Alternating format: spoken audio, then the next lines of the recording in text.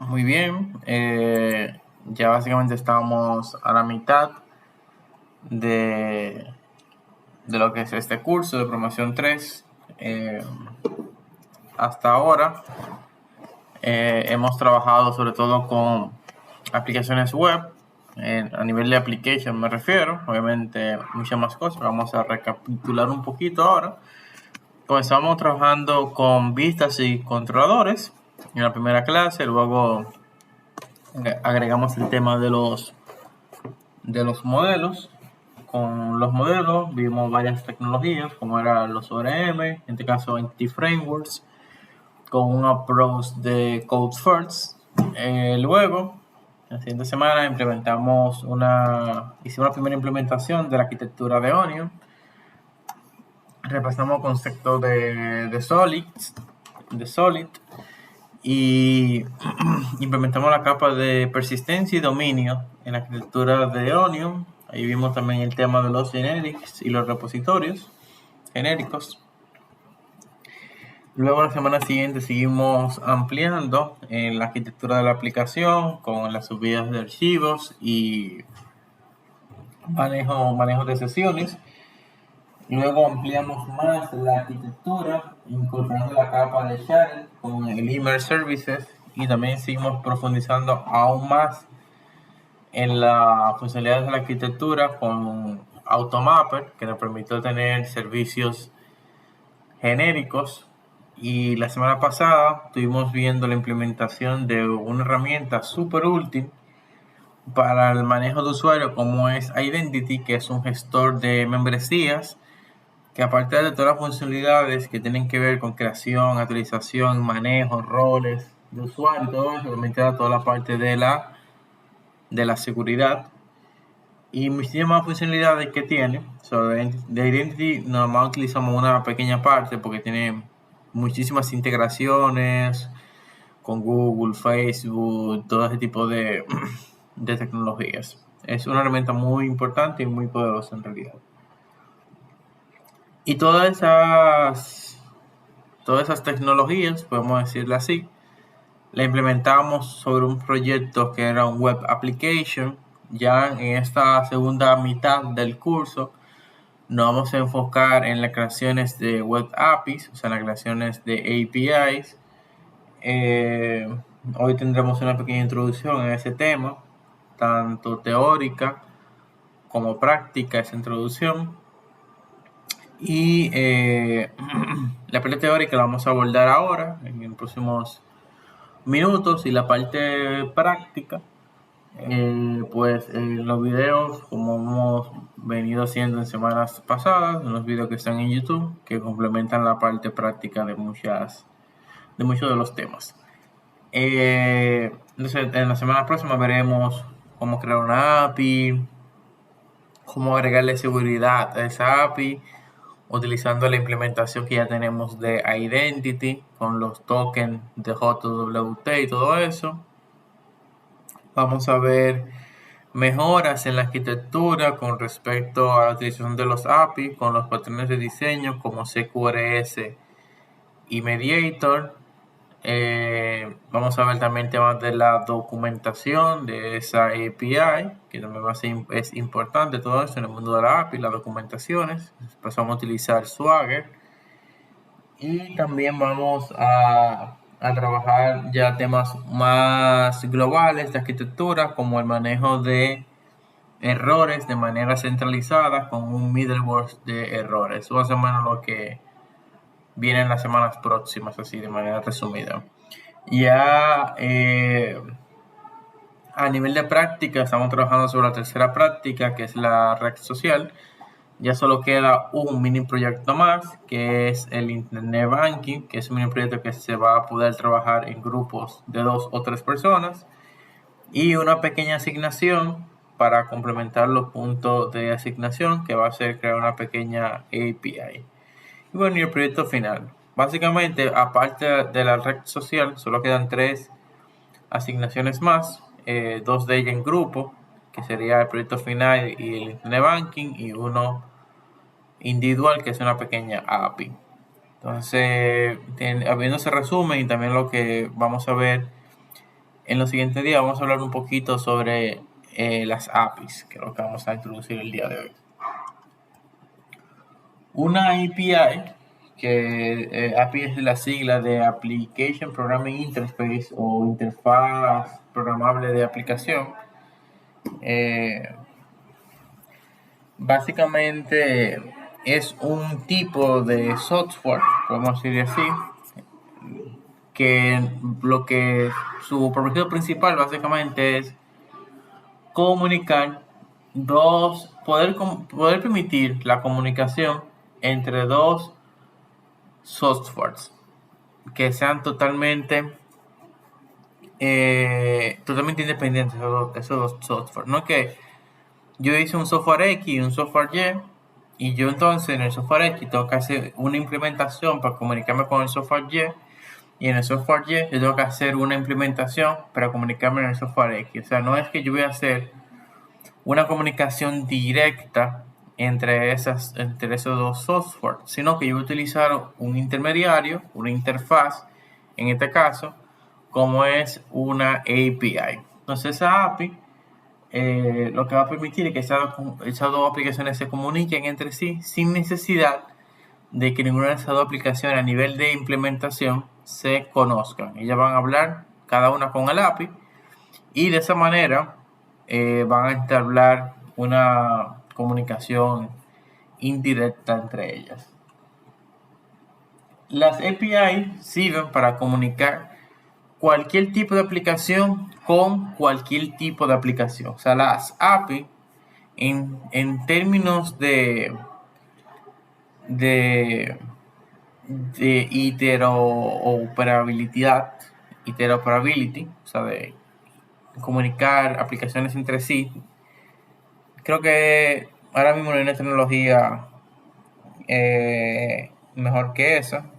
Sí, luego hay otras implementaciones de API, pero al final siguen siendo APIs, como unas DLLs y ese tipo de cosas. Pero, en fin, tú con una API puedes comunicar una aplicación web con otra aplicación web.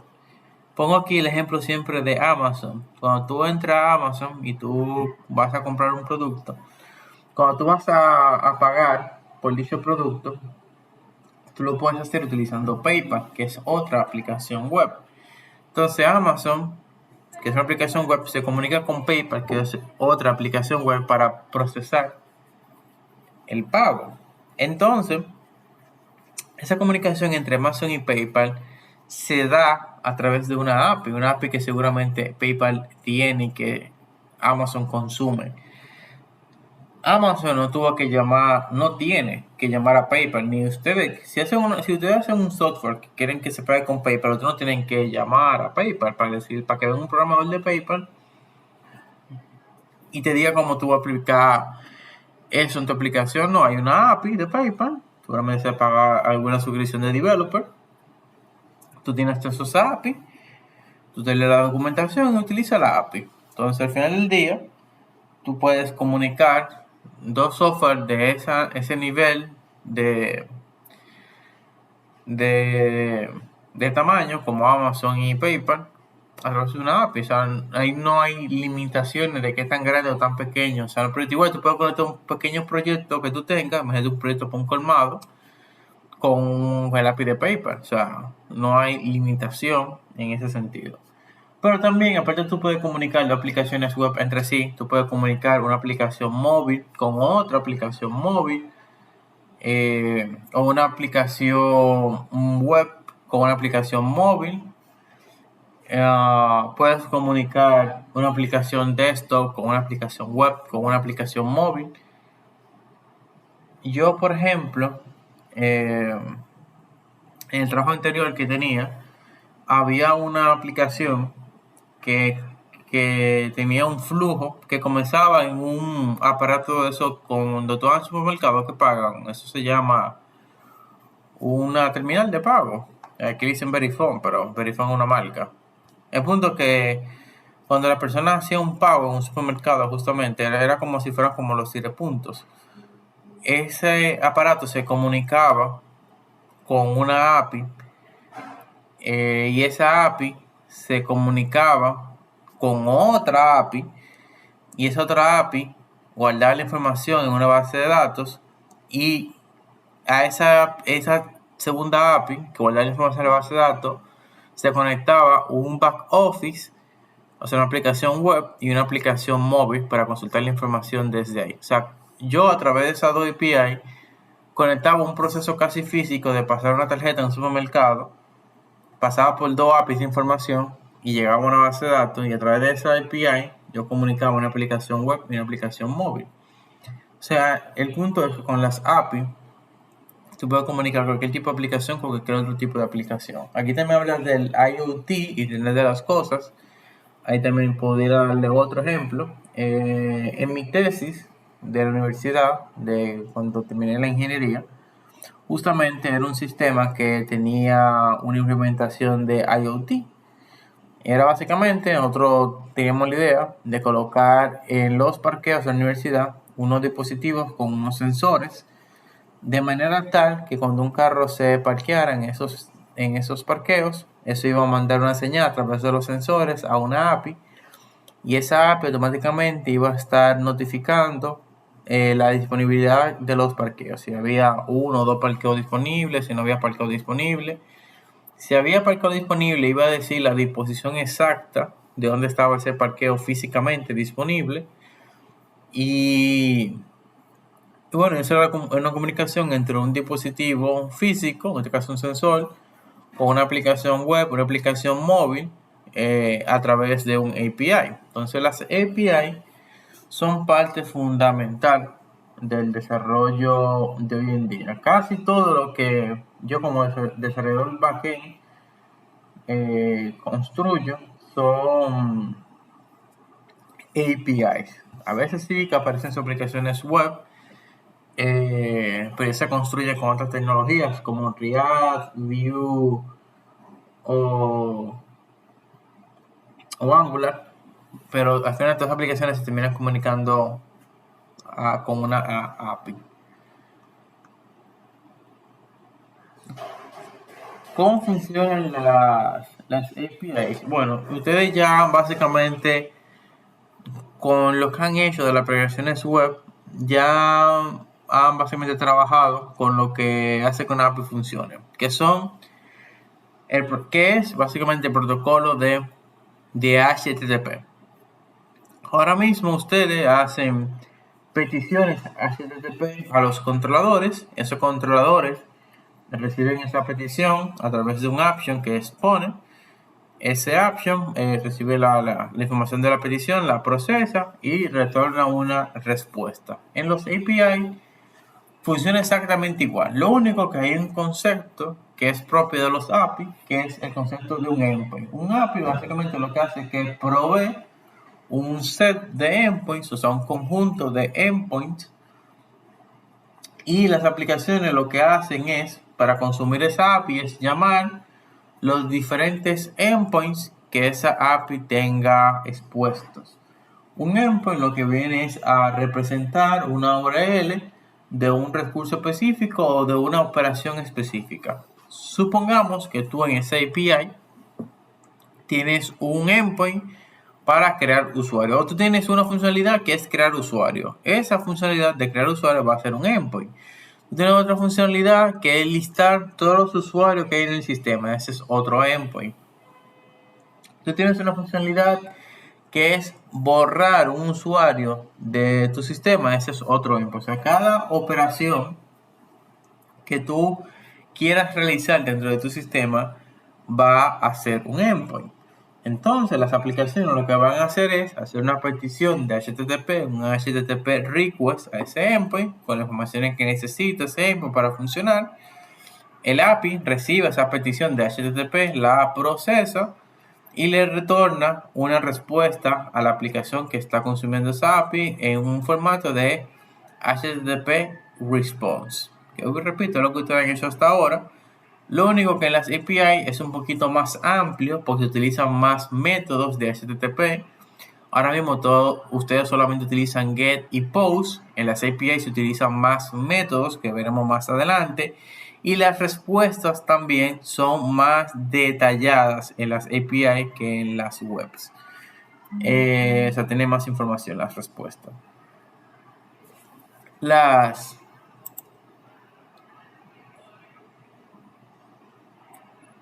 esos frameworks.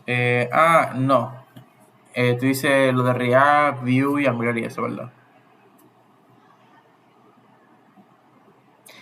Yo, hasta ahora, como lo he trabajado de la siguiente manera, yo hago una API, un .NET, que es un proyecto con Onion, la arquitectura y todo eso por detrás.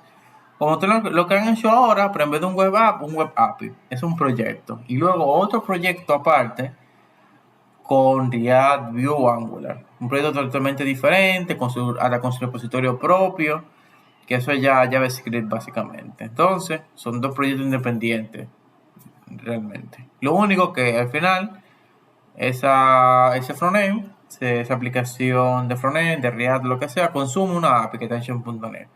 Que la API pudiera estar hecha en lo que sea. Pero yo no lo utilizo en la misma solución todo. Se puede, no he dicho que no quiero decir que no se puede, se puede. He trabajado proyectos así, pero no es lo ideal. O yo no lo recomiendo por lo menos. Eh,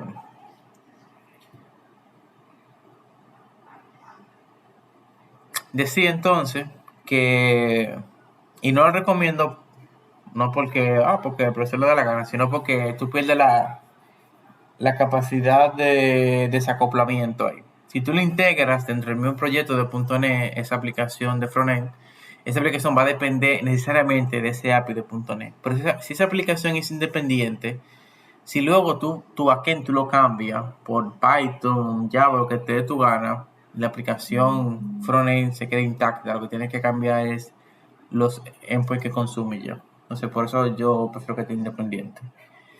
Eh, es otro punto también interesante que cuando tú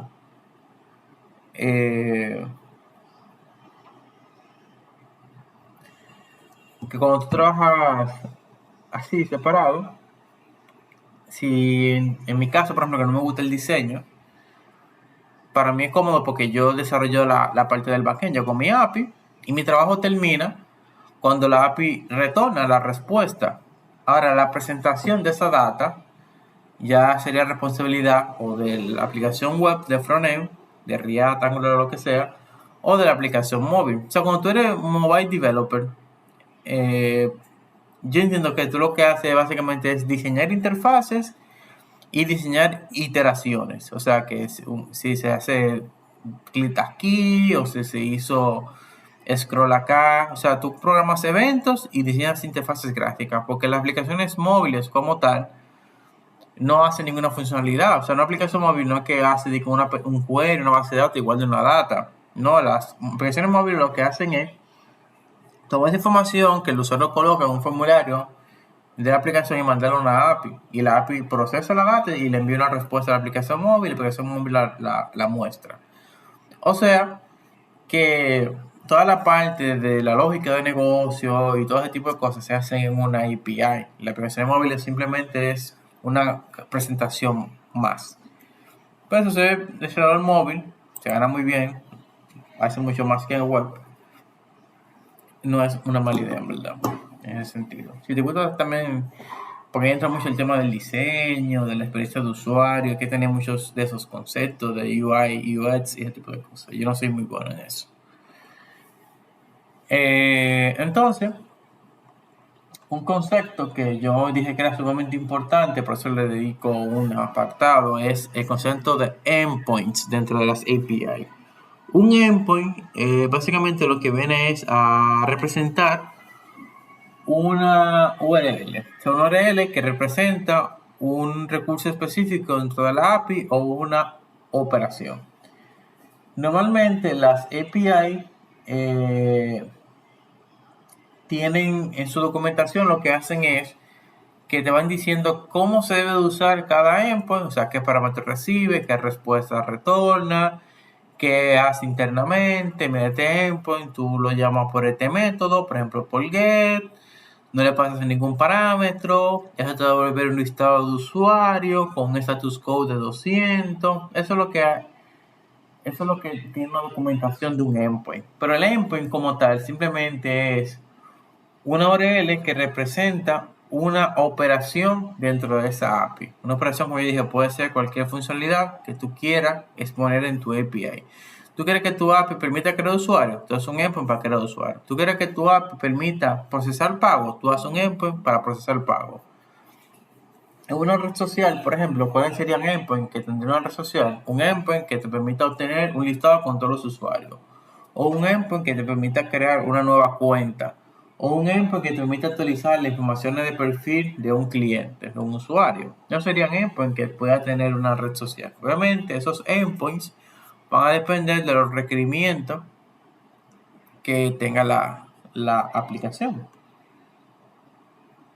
Así que podemos ver algunos ejemplos de endpoints. Estos endpoints están siguiendo una estandarización que se llama REST API. De eso voy a hablar más adelante en detalle sobre lo que es una REST API. Pero un endpoint es más que de esto. Esto es un relay user que si me imagino que si es por get, lo que me va a devolver es un listado de usuarios. Esto, si es por get, lo que me devuelve es un usuario específico. O sea, un endpoint no es más que una URL que al tú ejecutarla, el API hace una operación, hace una acción. Un ejemplo gráfico de cómo funciona una API.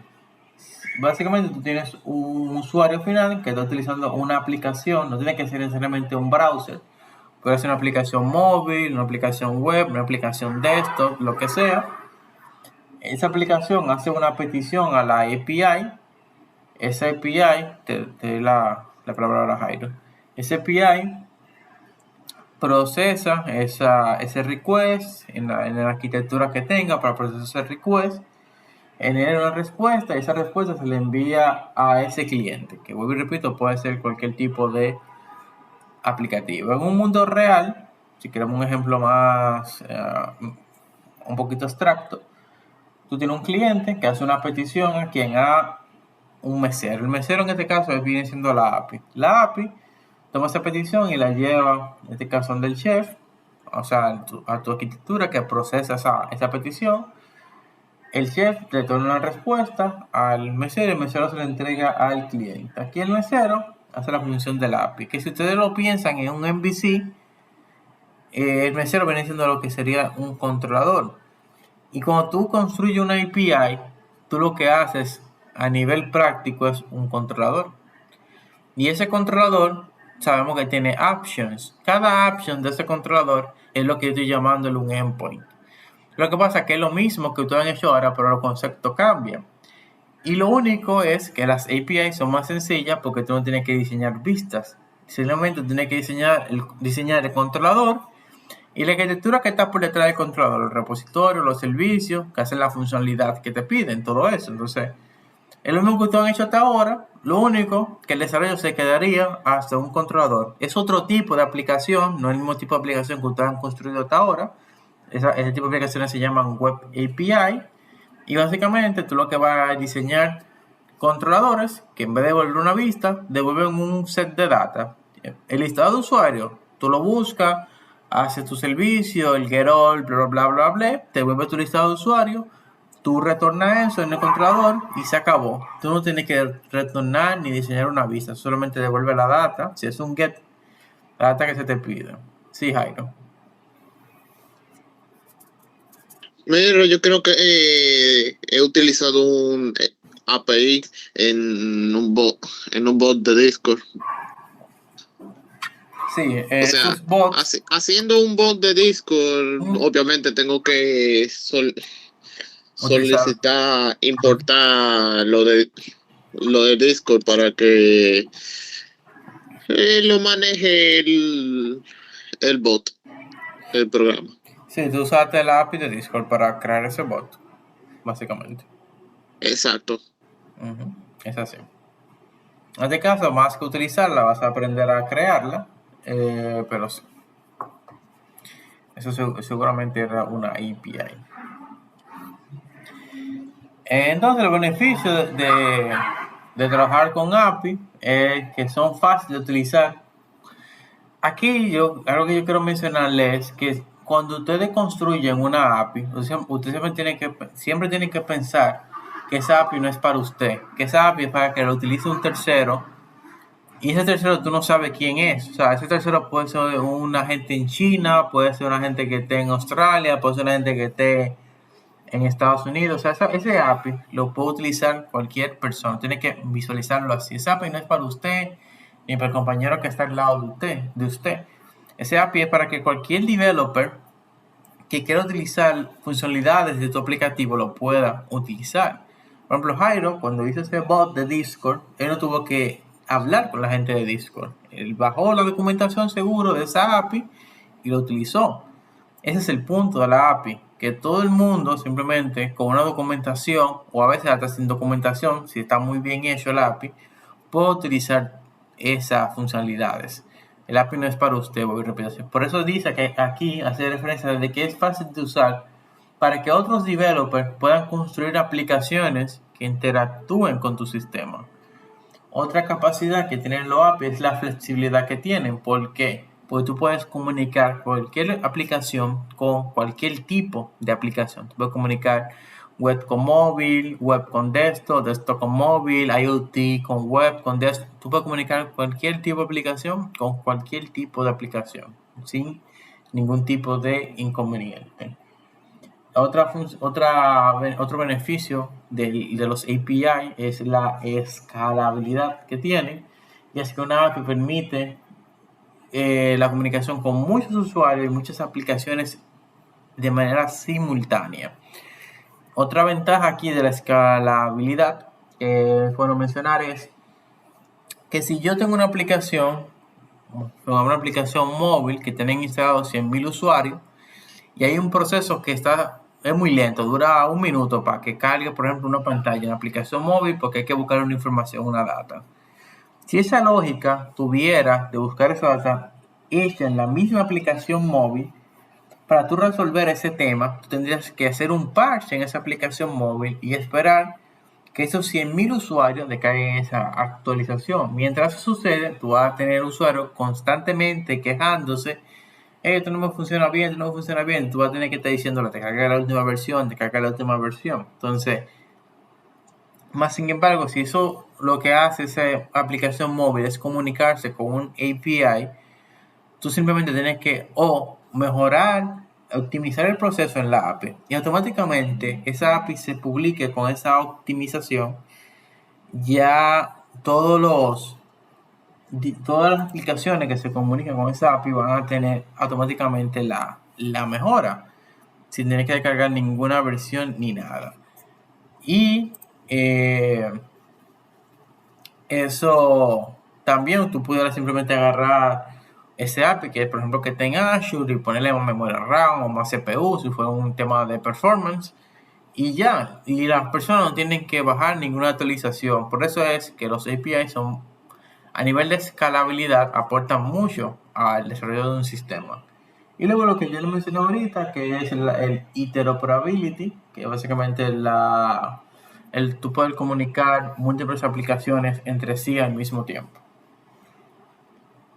Entonces, todo eso que yo acabo de definir es el concepto de API en general. Ahí estoy hablando de cualquier API que tú hagas, sin importar de cómo tú la hagas. Esa API, tú vas a tener esas ventajas, va a funcionar de esa manera con HTTP, todo ese tipo de cosas que yo acabo de mencionar.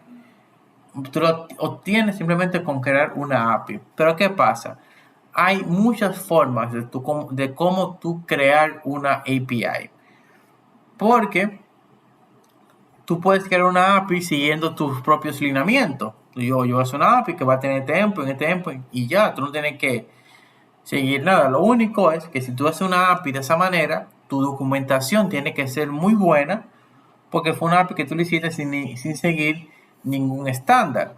Pero ¿qué pasa? En el mundo de las API, como eso es para principalmente comunicar software entre sí, se crearon estándares, o sea, formas estándar de cómo tú desarrollar una API. La más popular ahora mismo es el estándar de REST. Cuando tu API aplica los lineamientos de REST API es un API RESTful. Entonces, cuando yo le digo a un developer, yo le digo, mi API es un API RESTful.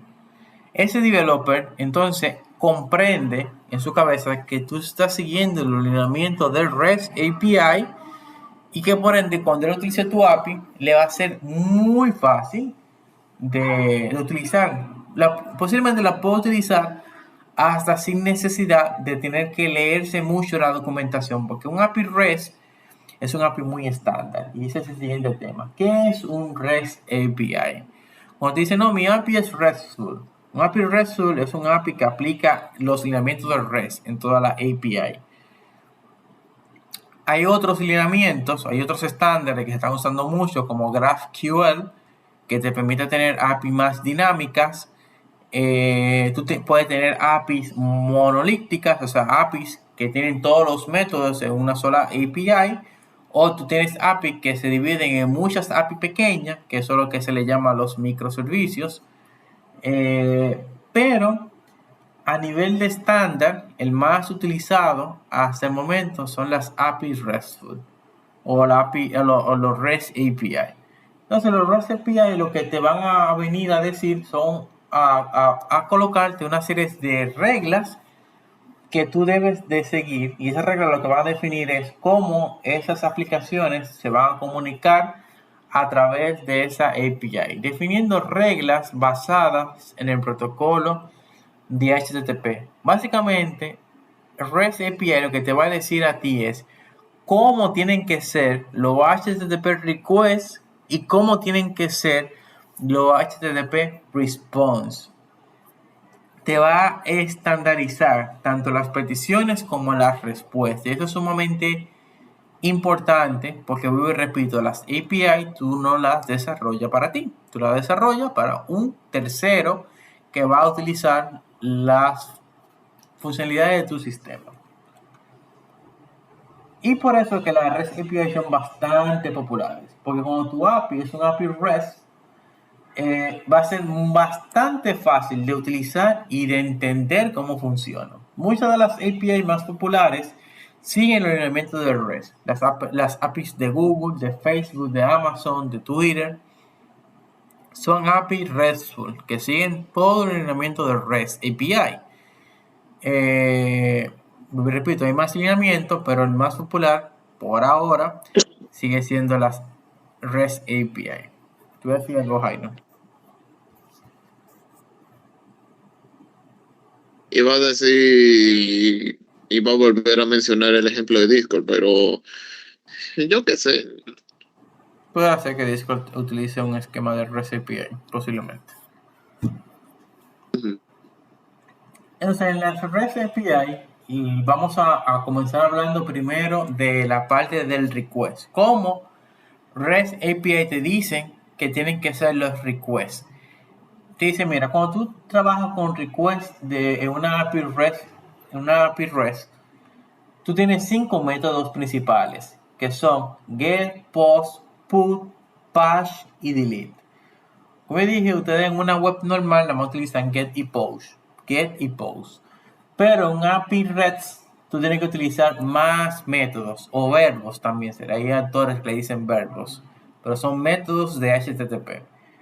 Mira, todos los requests que su método sea get son métodos que representan es un endpoint que básicamente lo que va a hacer es retornar una data. Todo endpoint que sea de tipo GET dentro de un REST API es porque devuelve una información. Y su única funcionalidad es esa, es consultar data.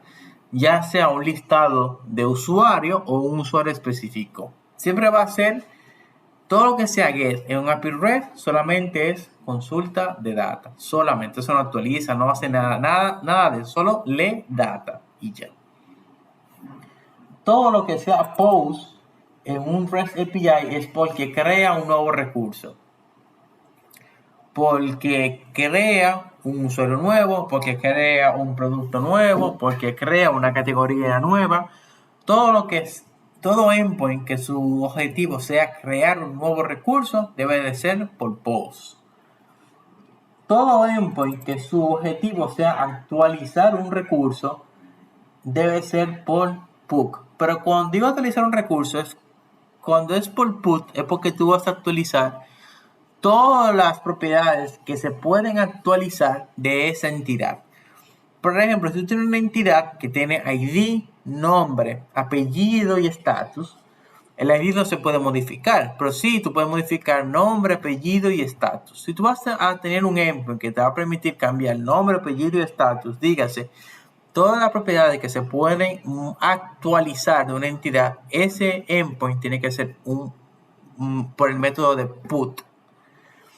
Pero si tú quieres tener un endpoint que solo modifica una parte de esa entidad, por ejemplo, tú quieres tener un endpoint que se llame change status, que modifica solamente el estatus de esa entidad. O sea, no puedes ni modificar ni el nombre ni el apellido en ese endpoint, solamente el estatus. Ese endpoint no es por put, es por patch.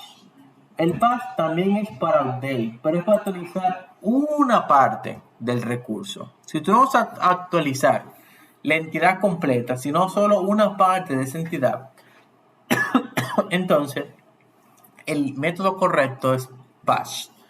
Put y patch son para actualizar uno la entidad completa y uno la entidad parcial.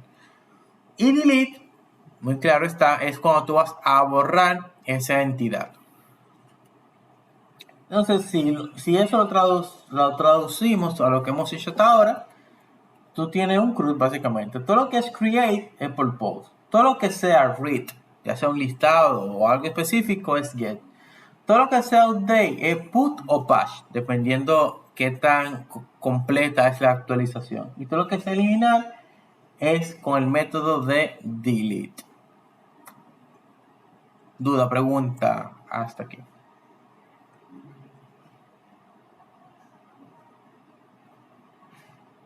Bien. Pero ¿qué pasa? También... ¿tú decías algo, Jairo? Okay. Que no tengo ninguna duda, sí. O sea, básicamente vendría siendo como que, por ejemplo, bueno, a ver si entiendo, en la imagen que usted puso, el create equivale a un post, read a get, update a put y delete así mismo, básicamente. Sí. That's it. ¿Qué serían los métodos de HTTP? Post, get, put, and delete. Ajá. O sea, cuando tú creas un action, hasta ahora mismo te han creado action por get y por post. Ahora tú vas a utilizar también el put, el delete y el patch en los API solamente. En la web solo se utilizan get y post básicamente. Entonces aquí yo quiero poner un ejemplo, otra parte del API REST. API REST también te dice cómo tienen que ser las URL. No solo te dicen cómo deben ser los métodos para cada tipo de operación, sino cómo deben de ser las URLs. Por ejemplo, si yo estoy haciendo un API para manejar productos y la entidad es product, la URL debe de ser products. Pero miren que siempre es products. La URL es estándar, es la misma URL. Por ejemplo, esta URL por get es products y por post es products. Es la misma URL. Lo que pasa es que la operación la marca el método. Si yo llamo products por get, es porque yo quiero tener un listado de todos los productos. Si yo llamo products por post, es porque yo quiero crear un nuevo producto. Es la misma URL, pero el método me indica el tipo de operación que yo estoy realizando en ese endpoint.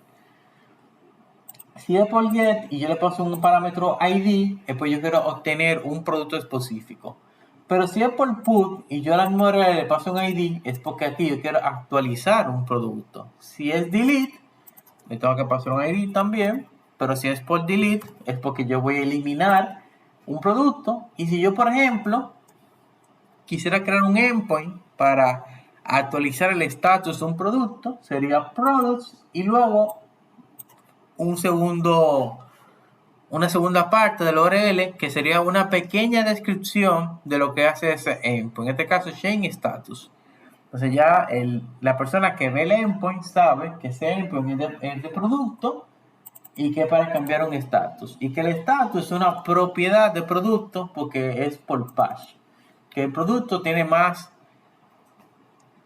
propiedades. O sea, simplemente con yo ver la URL y ver el método de la URL, yo sé lo que hace ese endpoint. Si estoy usando API REST y estoy siguiendo el elemento de REST, solamente con ver la URL y ver el método de ese endpoint, ya yo sé lo que hace. Yo no tengo que ir a documentación. Yo sé lo que hace. Yo todo eso sé lo que hace simplemente viendo, repito, el endpoint y el método. ¿Se entiende, verdad?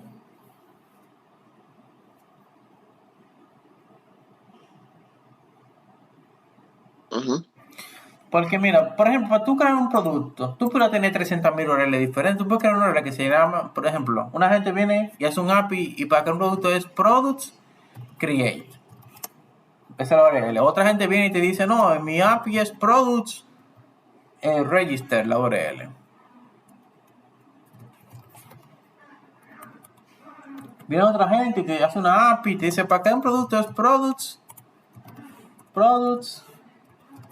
create. Entonces, tú puedes tener 300.000 URL diferentes para hacer lo mismo. Pero API REST te dice, oye, si tú vas a crear algo de una entidad, nada más pon el nombre de la entidad y por post se acabó. Yo no tengo que memorizarme 300.000 URL diferentes. Porque yo me tengo que... no, que en esta API es Create Product. No, pero en esta es Product Create. Pero en este es Register Product. En este... No. Si es un API REST, yo ya sé que products, y ahí yo hago todas las operaciones que yo quiero con esa sola URL. Nada más lo que tengo que cambiar es o los parámetros que recibe y los métodos, y that's it. Por eso que es que un API REST es muy fácil de utilizar, siempre y cuando siempre se siga el lineamiento de REST. Eso es lo que te dice REST a nivel de cómo deben de armarse las peticiones. Ahora, ¿qué te dice REST con el tema de las respuestas? Antes existía un segundo.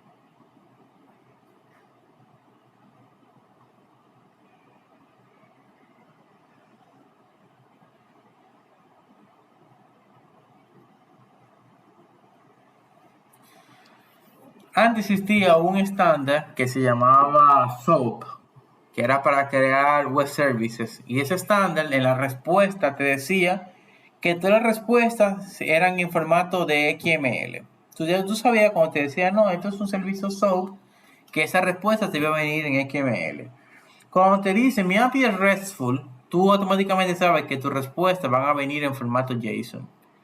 Es lo que te dice REST para el formato de la respuesta, que el formato de la respuesta de un API REST siempre será en formato JSON. Siempre.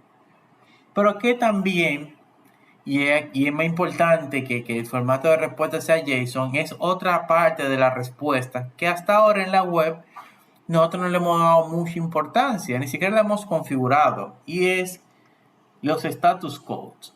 Las respuestas de HTTP tienen un código, y ese código de la respuesta te dice mucha información, pero mucha información. Es por eso que es sumamente importante en un API REST los status code. Es tan importante como los métodos del request.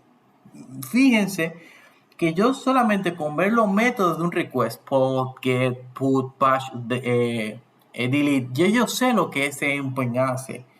Asimismo, con yo ver la respuesta, el status code de la respuesta, ya yo sé cómo esa petición se procesó. Si fue exitoso, si no fue exitoso, si no fue exitoso, por qué falló, si fue culpa mía, si es culpa del sistema. Muchísima información te da eso. Vamos a hacer ejemplos de eso. Si yo tengo un método que es por get, y ese método por get me devuelve un listado de productos, yo hago la petición. Esa petición se procesó de manera correcta, pero aparte de que se procesó de manera correcta, yo voy a devolver información para atrás. son dos cosas, que fue correcta y te voy a devolver información para atrás. La respuesta para ese escenario es un 200, que es ok y te voy a devolver data para atrás. Eso es un 200.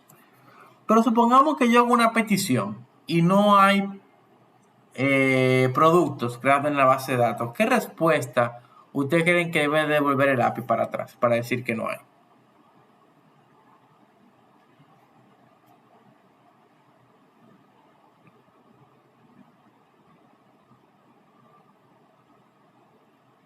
¿Alguna idea?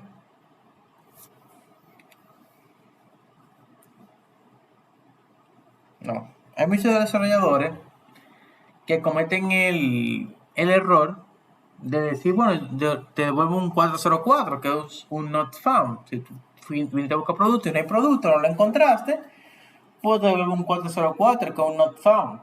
No, es incorrecta esa respuesta. No puede ser un 404, porque un 404 lo que significa un 404 es que la persona que está usando tu API la está usando mal, porque el nombre de la URL correcto, se mantiene la respuesta correcta, porque el nombre de la URL, si tú pones un 404, lo que la persona va a entender es que la URL está mal. Coño, que la URL que estoy poniendo no es la correcta, porque si es un 404, porque esa URL no existe en este API, entonces estoy poniendo la URL mal y se va a confundir la persona que utiliza tu API. Si tú fuiste a buscar producto y no hay producto, la operación fue exitosa porque el API no falló ni nada. O sea, es un 200 porque la operación fue exitosa. Pero como no te voy a devolver nada para atrás, entonces no content, que es un 204. Un 204, como dice Germán en el chat, es no content. Se hizo bien, pero no te devuelvo nada para atrás. Y entonces el usuario sabe, ok, yo sé que mi petición está bien, lo que pasa es que no hay contenido ahora mismo. Perfecto. Y si luego yo tengo un método que es por post, y ese método es para crear un producto, ¿verdad?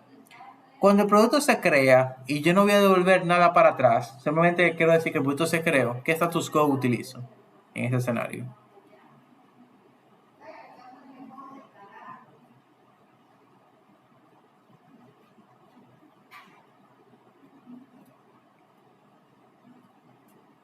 Hay desarrolladores que te dirán, bueno, tú utilizas, si yo tengo un método que crea un producto y simplemente creo el producto y te quiero decir, no te voy a devolver nada para atrás, lo único que te quiero decir es que ese producto se creó.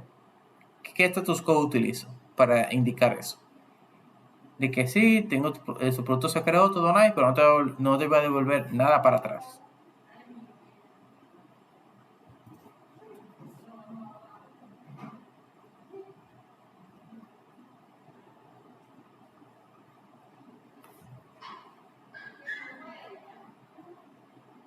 Creo que el 204, el no content.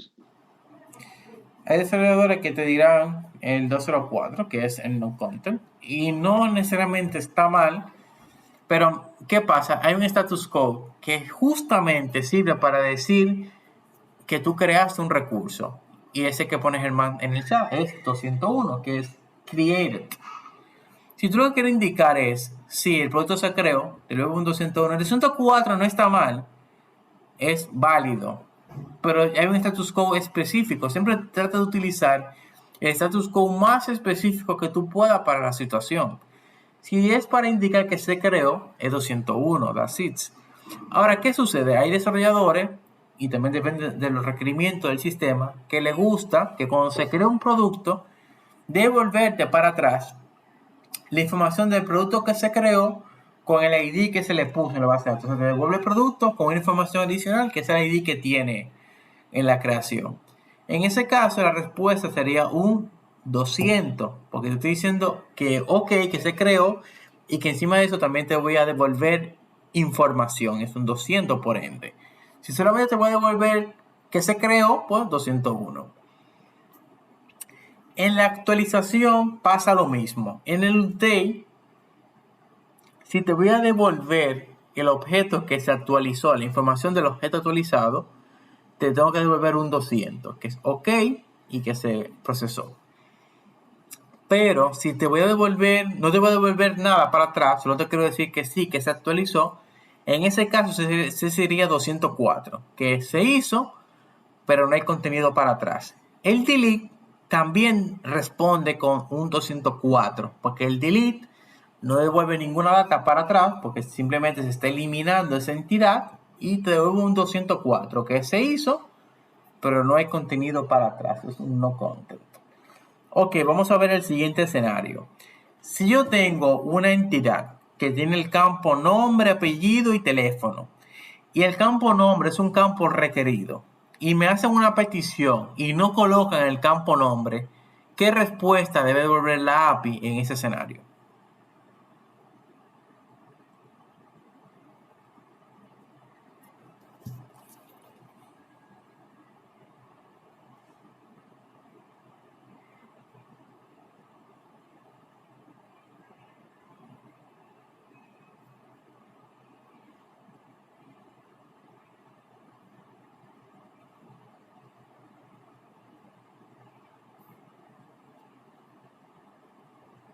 ¿Me podría repetir que me perdió? Si yo voy a crear una entidad, y esa entidad tiene 3 campos, nombre, apellido y teléfono, y el nombre es un campo requerido, pero cuando me hacen la petición, no incluyen el campo nombre, me mandan solamente apellido y teléfono, pero el nombre es requerido. ¿Qué respuesta debe de dar el API a esa situación? Mm,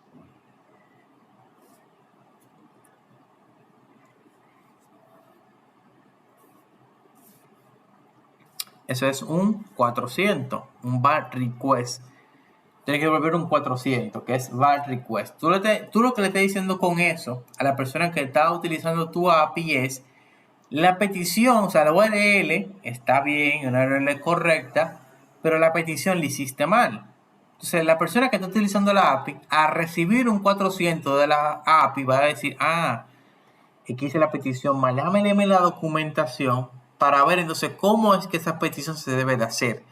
Ver lo importante de los status quo. Eso le va diciendo a la persona que está usando tu aplicación si se hizo bien, si se hizo bien pero no hay contenido, si fue que se creó, si es que estoy haciendo la petición mal.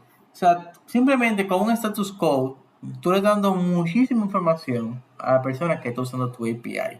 Un 400 es, hice la petición mal.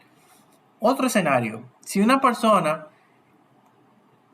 tu API tiene seguridad, ¿verdad? Y para poder utilizar los endpoints de tu API, tú necesitas autenticarte primero. Pero ¿qué pasa? Viene una persona e intenta utilizar la API sin autenticarse. ¿Qué status quo le devuelve la API en ese escenario? Le devuelve un 401, que es un unauthorized. Es manito, usted no está autorizado para utilizar este endpoint. Ya la persona sabe que tengo que autenticarme primero. Supongamos que la persona se autentica, pero el usuario que esa persona tiene es un usuario con un rol que tiene poco power dentro del API. Y está intentando utilizar un método para el cual no tiene permiso de utilizar. En ese caso, tú no devuelves un 401 porque él ya se autenticó. Tú le devuelves un 403, que es un forbidden. Usted no tiene acceso a ese endpoint porque usted no tiene los privilegios para acceder a ese endpoint. Es muy diferente que yo te dé un 401 que yo te dé un 403. El 401 lo que me dice es, tienes que autenticarte primero. Y el 403 lo que me está diciendo es, tú te has autenticado, muy bien, te felicito, pero tú no tienes permiso para utilizar ese endpoint. Todo eso simplemente, toda esa información, simplemente por el status code, simplemente por ese dato pequeñito que pareciera insignificante, tú estás dando toda esa información a la persona que está usando tu API. Por eso para mí lo más importante que viene a plantar REST es el status quo, la respuesta y el método. Es decir, get, post, update. Eso es fundamental para facilitar muchísimo la utilización de los APIs. Ya luego si tú pones una URL que no existe, te vuelve un 404. Si sucede que yo llamo un endpoint y le paso una información a ese endpoint, se la paso correcta, se hace la petición, pero esa información que se envió ahí dispara un evento dentro de la aplicación que no se esperaba, dígase una excepción que no se está manejando, automáticamente el API me debe de retornar un 500. Igual, si es una excepción que estoy manejando, o sea, está dentro de un try cache, en el cache también tiene que devolver un 500, porque significa que se está disparando una excepción, ya sea manejada o que no se está manejando, y el API está retornando un 500. Cuando el usuario que utiliza, el developer que utiliza tu API recibe un 500, no hay nada que él pueda hacer. Lo único que él puede hacer es comunicarse ahí ya sí con la persona que hizo ese API e indicarle, mira, estoy usando este método, le estoy pasando esta data y me está devolviendo un 500, porque ya es un internal server error. Es un error interno del API que debe de revisar el desarrollador de ese API. ¿Se entiende, verdad, lo status quo? ¿Alguna duda o pregunta hasta ese punto? No, se entiende. Perfecto.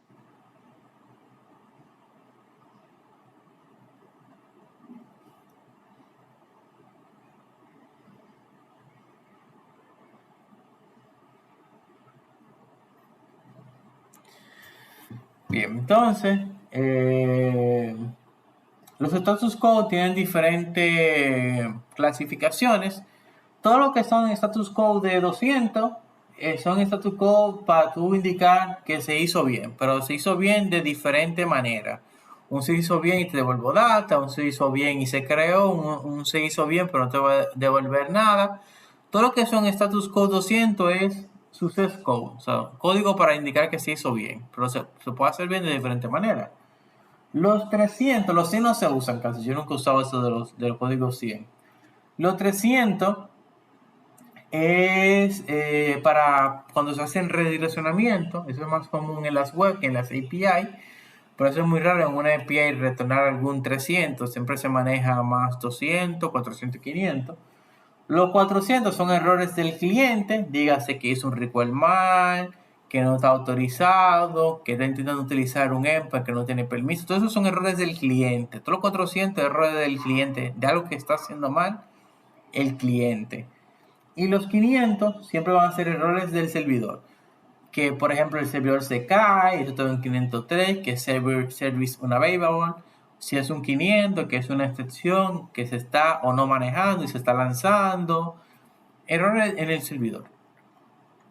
Entonces, hasta aquí, ya con eso terminamos. ¿Alguna pregunta, alguna duda sobre esto? Si está todo claro, pues nada. Muchas gracias por atender a mi presentación.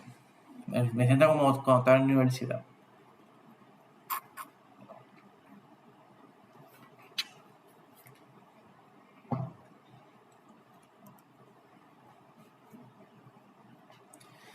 Bien, entonces vamos a ver lo que hay para esta semana.